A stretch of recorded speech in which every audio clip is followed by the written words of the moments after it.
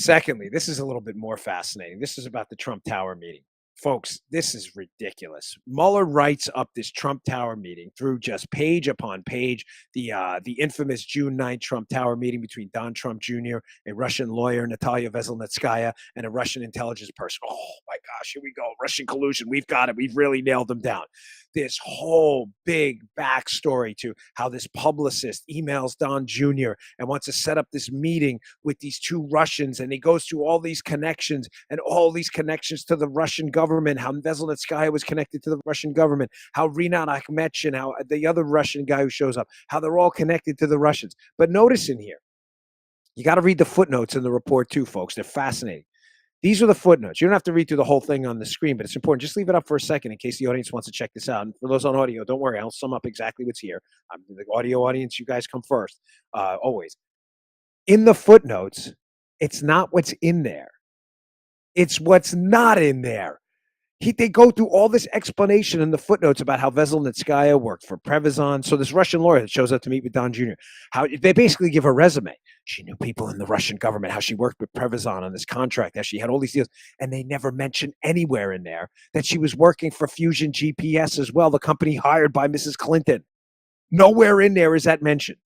Nowhere in the report is it mentioned that Rinat Akhmetshin, the Russian intel guy that shows up, has already stated publicly he knew people on the Clinton campaign. It's not mentioned that his lawyer was the spouse of a former Bill Clinton, a bureaucrat, a high-level bureaucrat in his administration.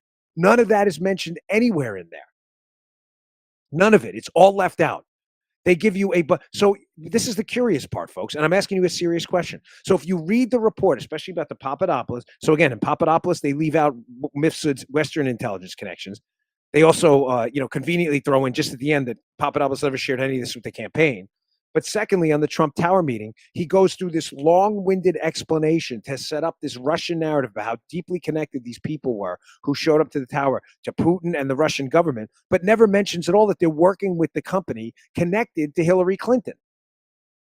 I mean, the reason I bring this up, and I want to rewind to the beginning of the show when I was mentioning this, is I thought the purpose of the Mueller probe was to investigate Russian interference in the election. That's what we were told, correct? But when you get actual evidence of Russian interference, in other words, paid political contracts to a company called Fusion GPS that's also working with a Russian lawyer that shows up to talk to Don Jr. suspiciously, with suspiciously set up meeting. Nobody mentions that at all. You don't find that a little bit interesting? Now, one other thing. There's another footnote buried in there. You know what? Let me hat tip Paul Sperry here. Paul Sperry's done some good work. This is a tweet from Paul Sperry who uncovered this. I found this last night after seeing his tip. If you go through Twitter, if you follow Sean Davis, Undercover Huber, Jeff Carlson, Paul Sperry, you can kind of get a cheat sheet to this whole thing. I suggest you read the whole thing too, but there are some real good nuggets in this. So Paul Sperry has a tweet up. He says, hey, buried in a footnote in the Mueller report, this crushes the last remaining hopes of collusion centered on the Trump Tower meeting. This is fascinating. Here's the footnote. Now, just so you have a little backstory in this footnote. So we're talking about the Trump Tower meeting with Don Jr., right? How this is supposedly for the left, evidence of a massive Russian collusion scheme, right? In the beginning of the report, Mueller goes at lengths. He talks about the IRA and GRU, the Internet Research Agency, and this Russian intel unit called the GRU that were trying to impact the election in the United States through, interference in social media and other things like that. But what's fascinating is the footnote says the investigation did not identify evidence connecting the events of June 9th and the GRU's hack and dump operation. Okay. So basically the whole first portion of the story where he sets it up as this big operation by the Russian GRU, this Russian intel people, to sow a disinformation campaign in the United States.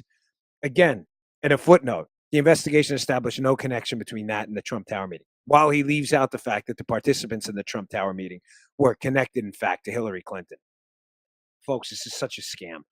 This report is such a scam. I'm going to tell you what he did in this report. It's going to make all the sense in the world when later on it's done. But I was up late last night getting all this information out there for you, so I want to make sure we get to all of it. Okay, on Christopher Steele.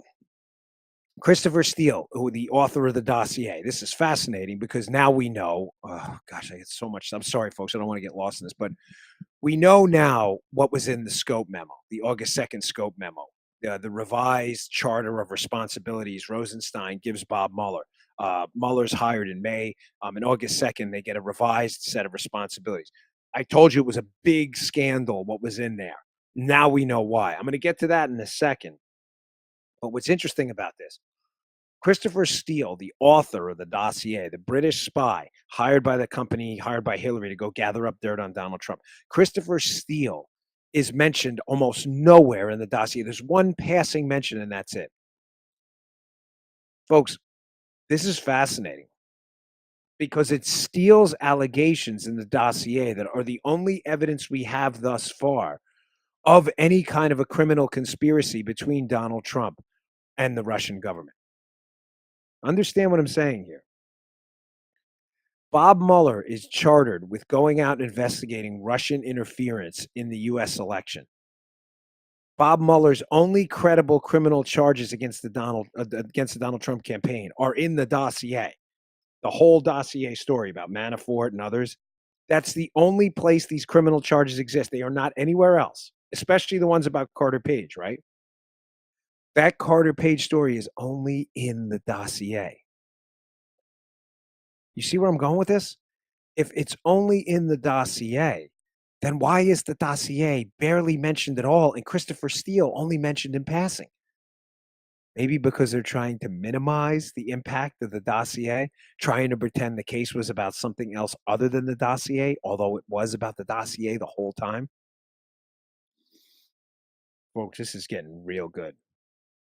This report is ridiculous. It's an utter absurdity. He mentions it in just passing. It's completely, totally ridiculous. All right. Let me get to this first, and then I want to get back to some more stuff, including on Michael Cohen, where Mueller again belabors this whole big story, tells this story.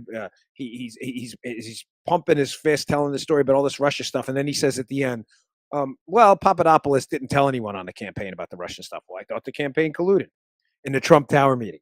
Oh, she worked for the Russians. She worked for the Russians. Yeah, but she worked for Hillary too. He leaves that out."